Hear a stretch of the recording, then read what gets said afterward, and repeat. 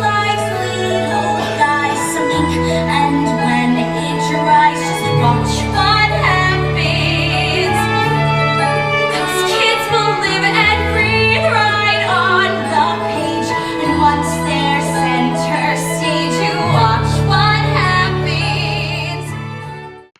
Hey musical theater buddies! My name is Lyra Tan, and welcome to the 4th episode of the 5 things I learned by being musically theatrical. Today we're going to be talking about the 4th thing I learned by being musically theatrical. So let's get to it. Okay, so the 4th thing I learned by being musically theatrical was that I really need to watch myself on tape. Now, I absolutely hate watching myself on tape. In Chinese class, I was always the last person who wanted to have their recording shown on screen. I just hate the way my voice sounds. I have a really low voice. I'm like, I hate the way it sounds. Even sometimes watching these YouTube videos back and hearing myself talk, it makes me cringe because damn, do I have a low sounding voice. But actually, I've discovered that watching yourself back on tape really, really helps. For example, I think right now we have Once Upon a Mattress on YouTube. Then I have Grease clips from my mom. I have the entirety of Road to Rydell on YouTube. I have the episodes that I've recorded for this video series. And for the most part, I've been good about listening to them back, even though I hate it. Because I've actually discovered that there's a lot to learn from watching yourself on tape. Of course, I personally feel that you can glean a lot of how you do just when you're on stage. You know, your confidence levels. How you sound in your ear. But at the same time, when you're on stage, you can't see how you're interacting with the audience. You can't see your body language. You can't see your facial expressions. You don't notice all of those things. When you go back on tape, however, you can look at exactly what you've done. You can look at how you sang. You can hear if you were exactly on pitch. You can see all these wonderful things.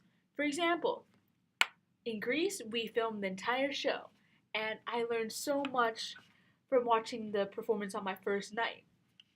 And I was able to incorporate the things I learned. For example, in Greece, in mooning, I really needed to be more open. I needed to sing louder. I needed to be funny. I needed to really connect with Sean. So I noticed in the clip from the first night that I wasn't exactly doing that. And the second night, because I watched it over, I was able to do that a lot better. I was able to also notice the things that I'd done really, really well. So for example, as Jan, I really had great energy. So I was really proud of myself when I saw that in the video, it came across that way and the audience was really loving it. And I was also kind of able to nitpick my dancing a little bit because I am not a dancer at all. I've taken dance classes and I really enjoy dancing, but I'm not like a professional dancer at all. So watching the clips back really helps me notice, hey, I could have done that move a lot better.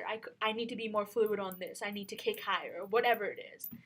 And then one really, really important lesson I learned was actually during the cabaret. It was one of the worst performances I've ever done. I cracked, and I did not want to hear myself.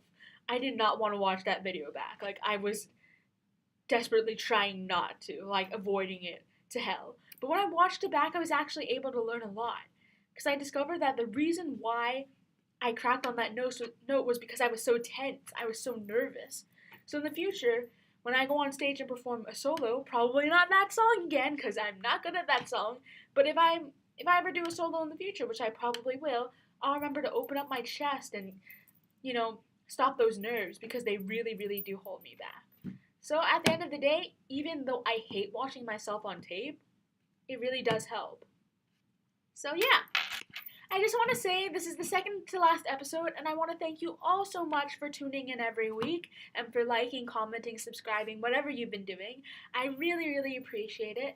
Next week is going to be the last episode, and I'm also going to be presenting my senior project next week. So if you haven't signed up already, you totally should, because it's going to be a really, really great presentation. I hope. Anyways, this week's song comes from one of my favorite musicals ever, Newsies. It's called Watch What Happens. This version was sung on the tour by Stephanie Styles. The original version was sung by Karen Lindsay, and I love this song. It's such an empowering, amazing song, and I love Newsies in general, so definitely check that out. And anyways, I'll see you next week. Bye!